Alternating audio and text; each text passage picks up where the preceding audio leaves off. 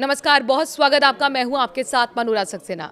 आज की इस वीडियो में हम बात करने वाले हैं एक बहुत महत्वपूर्ण अपडेट की, जो आपके ईपीएफ अकाउंट, प्रोविडेंट फंड की निकासी, बैंक एफडी के ब्याज और कई तरह के इनकम से जुड़ी टीडीएस की छूट से सीधे तौर पर जुड़ा हुआ है।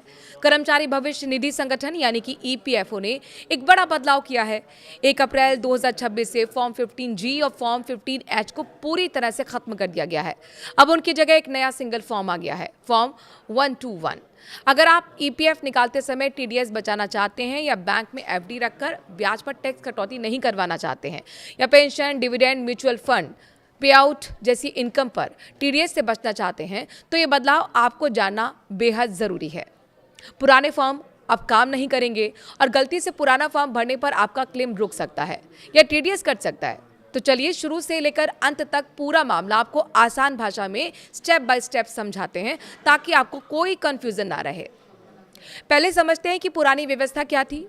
पहले अगर आपकी उम्र 60 साल से कम थी और आपका कुल अनुमानित टैक्स लायबिलिटी यानी कि पूरा साल का टैक्स 0 होने वाला था, तो आपका फॉर्म 15G भरकर टीडीएस से छूट मांग सकते थे, जैसे बैंक एफडी का ब्याज, ईपीएफ निकासी या अन्य इनकम पर।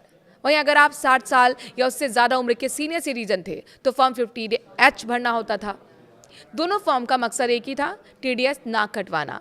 लेकिन उम्र के आधार पर अलग अलग फॉर्म होने से बहुत सारे लोगों को कन्फ्यूजन होता था, कौन सा फॉर्म भरें, कहां से डाउनलोड करें, और कभी कभी गलत फॉर्म भरने पर क्लेम रिजेक्ट हो जाता था। ईपीएफओ और बैंक दोनों जगह ये समस्या आती रही थी। अब नया इनकम टैक्स एक्ट 2025 लागू होने के बाद सरकार ने इस सिस्टम को आसान बनाने का फैसला किया। 13 अप्रैल 2026 को ईपीएफओ ने आधिकारिक सर्कुलर जारी करने के साथ ही साफ कह दिया कि 1 अप्रैल 2026 से फॉर्म 15G और 15H को पूरी तरह से हटा दिया गया है। अब दोनों की जगह सिर्फ एक ही फॉर्म 121 इस्तेमाल होगा। ये एक कंसोलिडेटेड यानी कि एकीकृत डिक्लेरेशन फॉर्म है। मतलब अब उम्र का कोई झंझट नहीं है, चाहे आप 25 साल के हों या फिर 65 साल के, दोनों को एक ही फॉर्म भरना होगा। ये बदलाव नए इनकम टैक्स को रूल्स 2026 के रूल 211 के तहत आया है और इसका सेक्शन 3936 है। लेकिन याद रखें, ये फॉर्म अनिवार्य नहीं है। अगर आप टीडीएस कटवाने में कोई दिक्कत नहीं मानते हैं या आपकी टैक्स लायबिलिटी है, तो आपको ये फॉर्म नहीं भरना है। ये सिर्फ उन लोगों के लिए है जो टीडीएस बचाना चाहते हैं और उनकी टैक्स लायबिलिटी नील यानी कि शून्य होने वाली है। ये फॉर्म किन किन इनकम पर लागू होता है, ये समझ लीजिए। ईपीएफओ के ऑफिशियल एफएक्यू के मुताबिक इसमें पीएफ विड्रॉल, पेंशन, बैंक या पोस्ट ऑफिस डिपॉजिट पर ब्याज, डिविडेंड, म्यूचुअल फंड का पे out, rent income, insurance commission, life insurance policy के पेमेंट आदि शामिल हैं। मतलब ईपीएफ निकासी पर टीडीएस बचाना हो या एफडी का ब्याज बिना टैक्स कटे लेना हो, दोनों के लिए अब यही एक फॉर्म। कौन भर सकता है ये फॉर्म? सिर्फ रेजिडेंट इंडिविजुअल यानी कि भारत में रहने वाले व्यक्ति, चाहे उनकी उम्र कोई भी हो, और HUF यानी कि हिंदू अनडिवाइडेड फैमिली, कंपनियां, फर्म्स या फिर नॉन रेजिडेंट्स यानी कि विदेश में रहने वाले लोग इस फॉर्म को भर नहीं सकते हैं और टैक्स लायबिलिटी नील है, तो आप योग्य हैं। अब सबसे ज़रूरी बात, फॉर्म 121 कैसे भरें और सबमिट भी कैसे करें। ईपीएफओ ने साफ किया है कि अभी डिजिटल सिस्टम पूरी तरह तैयार नहीं है, इसीलिए फिलहाल आप फॉर्म को फिजिकली प्रिंट करके भर सकते हैं, साइन कर सकते हैं और पेयर को दे सकते हैं। ईपीएफओ की वेबसाइट या इनकम टैक्स की ऑफिशियल साइट से फॉर्म डाउनलोड कर लें। फॉर्म भरते समय सारी डिटेल्स सही भरें, नाम, पैन, आधार, पता, अनुमानित कुल इनकम और ये कि टैक्स लायबिलिटी नील है। हर फॉर्म को ईपीएफओ या पेयर एक 26 कैरेक्टर का यूनिक आइडेंटिफिकेशन नंबर यानी कि UIN देना है। इसमें पेयर का सीक्वेंस नंबर, फाइनेंशियल ईयर और TAN शामिल होता है। सबमिशन का तरीका क्या है, ये समझ लीजिए। फॉर्म भरकर ईपीएफओ के अपने क्षेत्रीय कार्यालय यानी कि संबंधित पेयर को दें।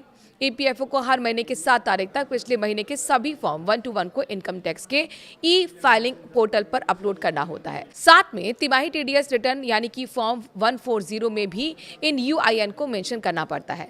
जब डिजिटल सिस्टम पूरी तरह चालू हो जाएगा, तो आप ऑनलाइन साइन करके डायरेक्ट अपलोड कर सकेंगे। लेकिन अभी फिजिकल साइन वाला फॉर्म भी मान्य है। ईपीएफओ ने यह भी क्लियर कर दिया है कि 1 अप्रैल 2026 से पहले जो लोग फॉर्म 15G या 15H भर चुके हैं, उनका क्लेम रिजेक्ट नहीं होगा। लेकिन नए क्लेम या नए इनकम के लिए अब सिर्फ फॉर्म 121 भी भरना होगा।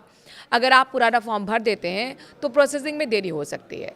इस बदलाव से क्या फ़ायदा होगा? सबसे बड़ा फ़ायदा ये है कि अब उम्र देखकर 2 अलग-अलग फॉर्म भरने का झंझट खत्म हो गया। एक ही फॉर्म सबके लिए है, प्रोसेस आसान हो गया और कंप्लायंस बेहतर है और साथ ही कंफ्यूजन भी जीरो है। ईपीएफओ के सदस्यों के लिए पीएफ निकासी अब और आसान हो गई है। बैंक एफडी रखने वाले लोग भी बिना टेंशन के ब्याज ले सकेंगे अगर उनकी टैक्स लायबिलिटी जीरो है। कुल मिलाकर सरकार का मकसद टैक्स सिस्टम को सरल और डिजिटल बनाने का है। अगर आप ईपीएफ मेंबर हैं तो अपने उमंग ऐप या फिर ईपीएफओ पोर्टल पर लॉगिन करके चेक कर लें कि आपकी क्लेम प्रोसेसिंग के लिए क्या जरूरी डॉक्यूमेंट है। फॉर्म 121 डाउनलोड करके रख लें।